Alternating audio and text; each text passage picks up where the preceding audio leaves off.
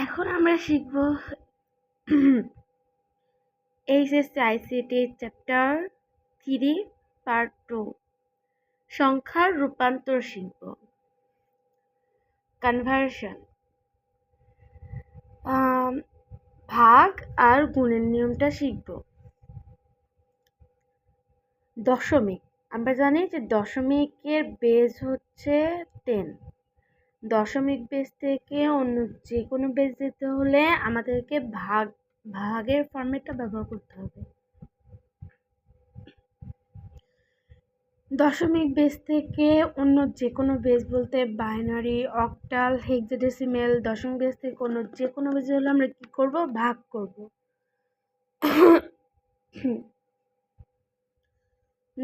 আর অন্য যে কোনো বেজ থেকে দশমিক বেজে আসতে হলে আমরা কি করব? গুণের ফর্মেটটা ব্যবহার করব। অন্য যে কোনো বেজ থেকে দশমিক বেজে আসতে হলে আমরা গুণের ফর্মেটটা ব্যবহার করব। এখন আমরা একটা অঙ্ক সলভ করব। মনে করো যে 21, এটা আছে 10 বেজ, তার এটা কোন বেজে আছে? দশমিক বেজে। এইখান থেকে আমরা করব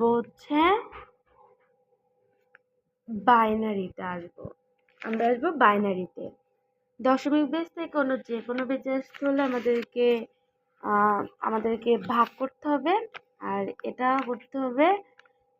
এবার দেখো সবাই,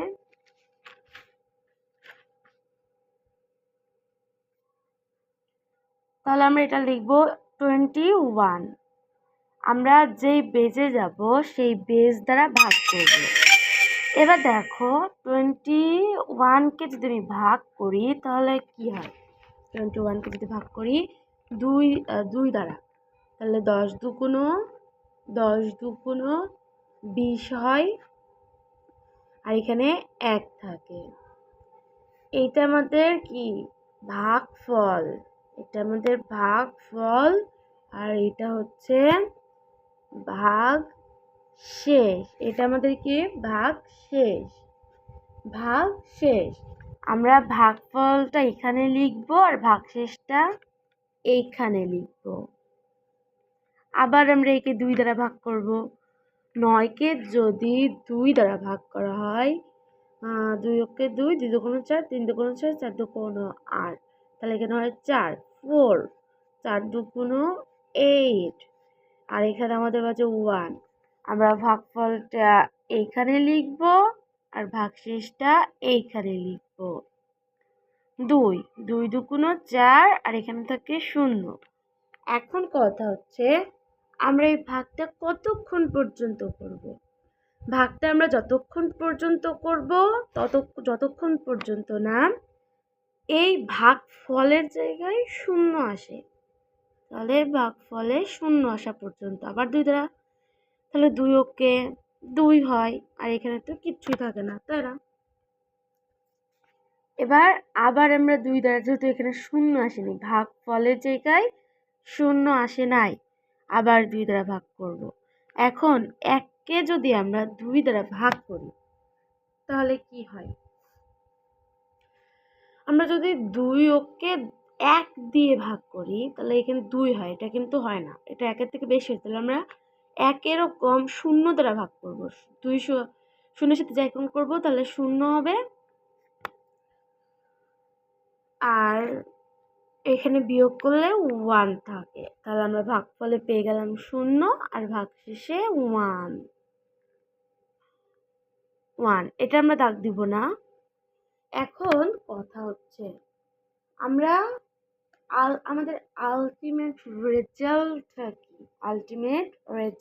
কি? আমাদের নিচ থেকে উপর পর্যন্ত নিতে হবে। এটাই হচ্ছে আমাদের আলটিমেট রেজাল্ট। সুতরাং 21 যা দশমিক বেজে ছিল সেটা কনভার্ট করে আমরা পেলাম 10011। এটাই হচ্ছে আমাদের আলটিমেট রেজাল্ট। এখন আমরা আরেকটি করব।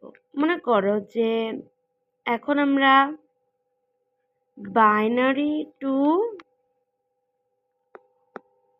ডেসিমেল করব। অর্থাৎ আমরা অন্য যে কোনো বেজ থেকে দশমিক বেজে আসতে হলে আমরা যে গুণের ফরম্যাটটা ব্যবহার করব সেটা আমরা করব। এক্সাম্পল 2, 1 1 0 1 0 যা ছিল আমাদের বাইনারি বেজে, আর এখান থেকে আমরা করব দশমিক বেজে।